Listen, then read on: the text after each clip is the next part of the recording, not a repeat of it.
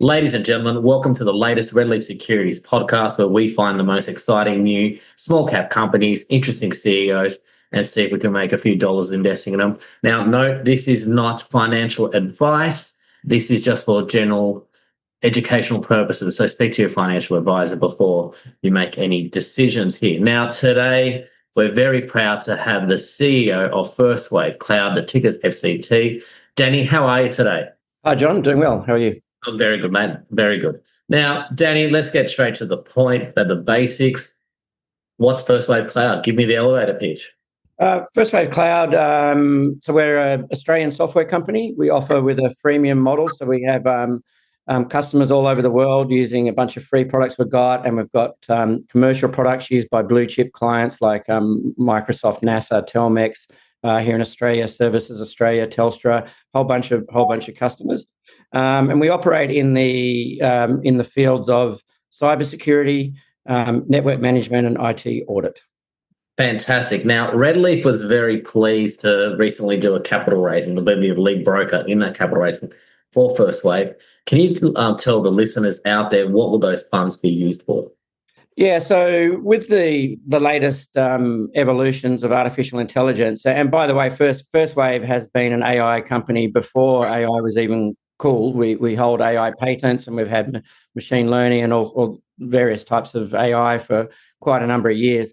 But with the latest developments in AI, and specifically agentic AI, we're able to leverage these technologies to unlock the enormous amounts of data that are inside our products.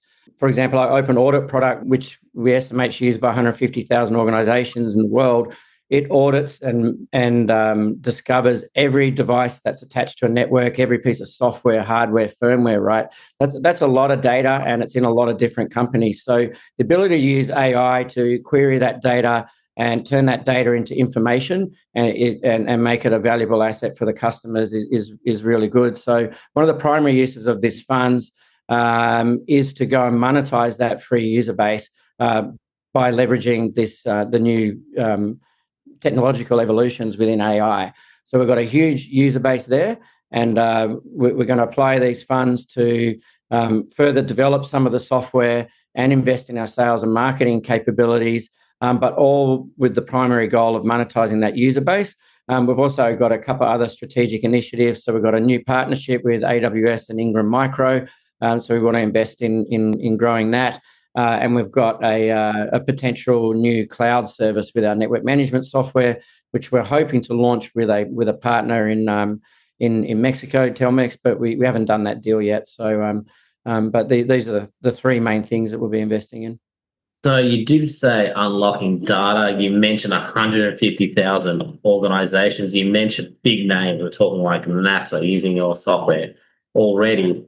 So how are we going to monetize? How are we going to make them pay? Yeah, and that seriously is the multi-million-dollar question. You know, how many of these users are using it for free, and how many of them actually want to buy something from us, and what is it that they'd want to buy? How much do they want to pay? These are really interesting questions for us. But you know, every 40 minutes, there's a new organization implementing this product, right? So if you do the maths on it, converting a very, very small amount of this activity into some recurring revenues is an absolute game changer for this company. People can download the investment deck from the ASX, and inside that we'll see that it's described as a $30 million ARR opportunity. But there's a little table there that sizes it up. And we're not saying we're going to go and capture this share of the market. We already have this, right? So we already own this part of the market. These are our users on our software. So the first thing we're going to do, and it's in testing at the moment, we're going to release it to early adopters very soon, is security compliance management. So at the moment, customers use our software and they go and audit their IT environment, and it gives them a list of all their assets, right? But once they do the audit, similar to a financial audit, you kind of finished it until you need to do another audit. In case of finance, it'll be most likely next financial year or next quarter or half year. So same thing. So what we're doing is we're turning it, rather than just being a once-off audit product, into an ongoing security compliance management product. Okay, and we're the only ones that have this. This data is inside our software. It's not up on the internet. So what we're doing is we're taking a live feed of new vulnerabilities as they come out, and there's a new vulnerability discovered every 30 minutes. So that will be taken into our software with a live feed, and then using artificial intelligence, it's going to interpret that vulnerability against the company's IT assets and tell them if that vulnerability is relevant to them. And there's no way a human could do that. There's no way a human could do that. So we're hoping that this is the secret to us monetizing what is a very significant user base. Well, that sounds like a great value proposition. If you want to know which device is slightly corrupted, you have to pay up. That's right, John. And so when they download the software now, or in the upcoming release, when they do their audit, it's going to tell them, you know, congratulations on finishing your audit. By the way, you've got 36 security vulnerabilities. 5 of them are critical. And if you want to know what they are, you got to pay us. I think I will be paying if I was massive. I absolutely love it. I love it. And it's not going to be expensive. And with the partnership with AWS, you can simply add it to your AWS invoice. We don't even have to become a supplier. So I absolutely love it. And, you know, fingers crossed, let's see how it goes.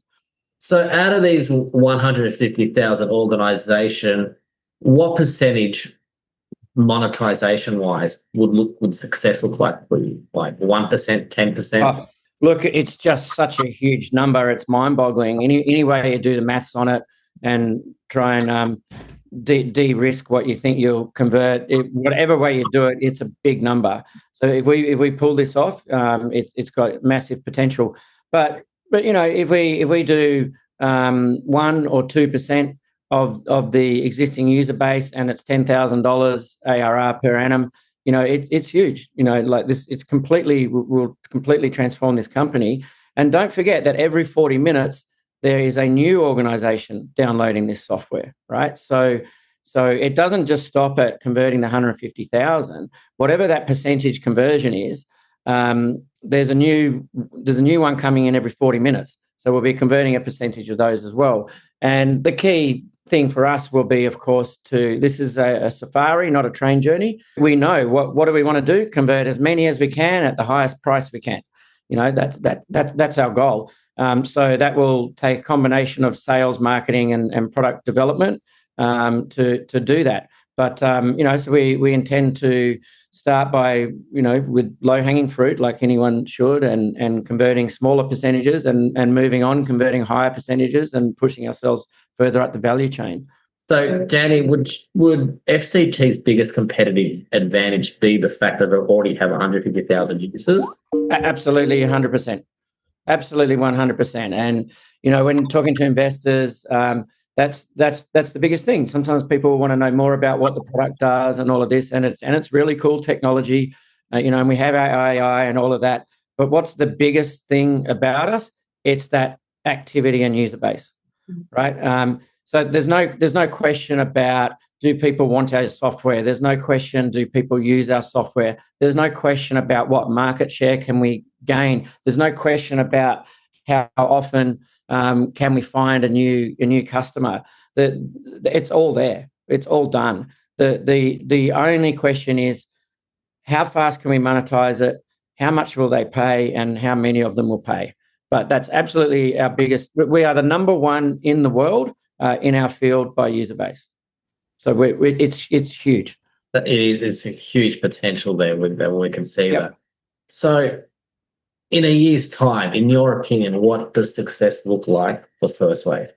Well, we're trying to dodge putting out forward-looking forecasts, because the numbers are just so large, and the variations on what we can do are quite large as well.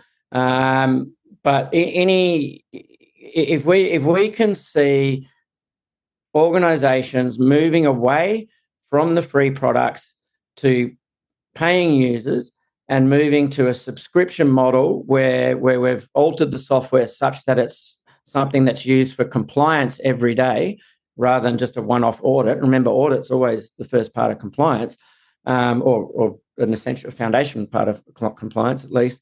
So, you know, I'd like to see rapidly growing revenues, especially around that product. And I'd like to see us at least have nailed, this is how it works. And if we put more money in one side, X more comes out the other side because we now know the process and the system for monetizing this user base. And I'd like to see this cloud service launched with Telmex first, but if it's not them, someone else, and then expanding from whoever our launch partner is and getting more people onto this NMIS cloud service. And the third strategic pillar we've got is this new relationship with AWS and Ingram Micro. So that goes across all our products, but it's key to our new path for our cybersecurity Cyber platform. So that's now launched on Amazon AWS. So we're very keen to leverage those partnerships. So what I'm hearing is, and this will be my last question because I know you're a busy guy, Danny. What I'm hearing is the investment proposition for the people that are not invested in FirstWave is essentially you're very confident that you only need a small percentage of those 150,000 organizations to monetize, to become paying customers for this to be a huge success. Absolutely. Last year, 96% of our revenues were recurring. We've got blue chip clients. We had a key partner in Telstra with the Cyber product, and that's gone through some historical churn. That's all gone now, and that's stabilized now with a 1+1 year new agreement. So we know what that is. We've got the new partnership with AWS. But to cut a long story short, this business is completely different business to its history. So if you're an investor, it's hard not to, but you really need to not look at the history. You need to download the investment deck and look at the future because we're on a completely different path, and we have completely different future to what the history of the company is. But you're right. I would say good, stable, underlying revenues with good opportunities there for organic growth, and then this huge upside if we can prove the monetization of this massive and growing user base. So there should be good growth anyway, and then if we pull that other part off, which I'm really loving it at the moment, what they've done with this tech, then we could be anything. Danny, it's been a pleasure working with you. Thanks for being on the show, and we believe that you have big potential there, converting and turning those free users into money. Yeah, thanks, John. It's great to be at. I'm kind of saying to the people internally, welcome to the starting line. It's been a lot of work to get here, and I thank the long-term shareholders and welcome the new ones. I think the new ones are very lucky to have gotten in right now, and let's hope we prove that to be true. I'm a major shareholder myself, so it's all about growth for shareholders from here. It's always great to see CEOs with skin in the game. All right, mate. I'll let you go, and thanks again. See you, John. See you, mate.